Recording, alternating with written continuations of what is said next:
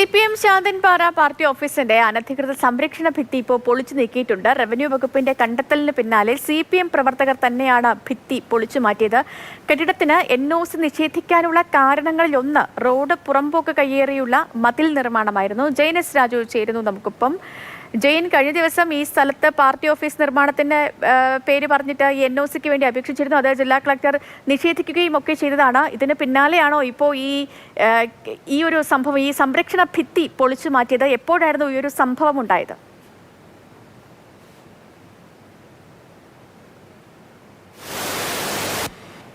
ിനെ സംബന്ധിച്ച് നമുക്ക് പറയാൻ കഴിയുക, ഒറ്റ വാക്കിൽ പറഞ്ഞാൽ വൈകി വന്ന വിവേകം എന്ന് പറയേണ്ടി വരും. കാരണം വളരെ നേരത്തെ തന്നെ ഈ നിയമലംഘനങ്ങളൊക്കെ റവന്യൂ വകുപ്പ് കണ്ടെത്തിയതാണ്. പക്ഷേ അന്ന് രേഖാമൂലം നോട്ടീസ് നൽകിയിട്ടും സ്റ്റോപ്പ് മെമ്മോ നൽകിയിട്ടും അത് ലംഘിച്ചുകൊണ്ട് ഈ നിർമ്മാണ പ്രവർത്തനം അവിടെ നടത്തുകയായിരുന്നു.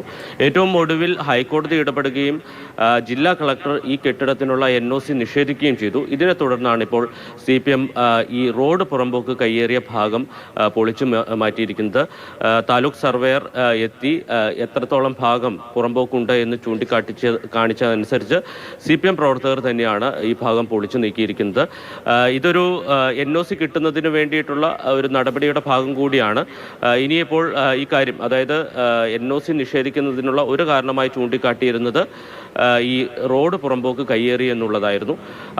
അത് പൊളിച്ചു മാറ്റിയതോടുകൂടി തന്നെ ആ നിയമലംഘനം അവിടെ അവസാനിച്ചുവെന്നും തങ്ങൾക്ക് NOC വേണം എന്നാവശ്യപ്പെട്ടുകൊണ്ട് വീണ്ടും ജില്ലാ കളക്ടർക്ക് അപേക്ഷ നൽകാനാണ് ഇപ്പോൾ CPM തീരുമാനിച്ചിരിക്കുന്നത്.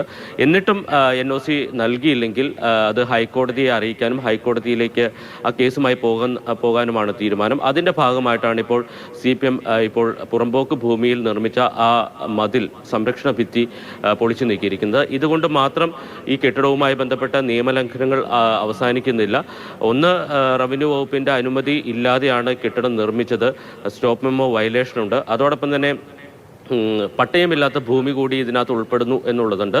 കൂടാതെ മൂന്നാറിലെ കെട്ടിട നിർമ്മാണ നിയന്ത്രണം, അതുമായി ബന്ധപ്പെട്ട നിർദ്ദേശങ്ങൾ, ഹൈക്കോടതിയുടെ ഉത്തരവ് ലംഘിക്കപ്പെട്ടിട്ടുണ്ട്. അങ്ങനെ മറ്റ് പല നിയമലംഘനങ്ങളും ഈ കെട്ടിടവുമായി ബന്ധപ്പെട്ടുണ്ട്. സാധാരണ നമ്മളൊരു കെട്ടിടം നിർമ്മിക്കുമ്പോൾ പ്രധാനപ്പെട്ട റോഡിൽ നിന്ന് അല്ലെങ്കിൽ പൊതുവഴിയിൽ നിന്ന് ഏതാണ്ട് ഒരു 3 മീറ്ററെങ്കിലും തള്ളി വെച്ച് വേണം കെട്ടിടം നിർമ്മിക്കാൻ എന്നുള്ളതാണ് ചട്ടം. പക്ഷേ ശാന്തൻപാറ CPMന്റെ പാർട്ടി ഓഫീസ് സംബന്ധിച്ച് അത്തരം നടപടികൾ പോലും പാലിച്ചിട്ടില്ല. അതുകൊണ്ട് തന്നെ മതിൽ പൊളിച്ചു മാറ്റിയത് കൊണ്ട് മാത്രം ഈ കെട്ടിടത്തിന്റെ നിയമലംഘനങ്ങൾ അവസാനിക്കില്ല.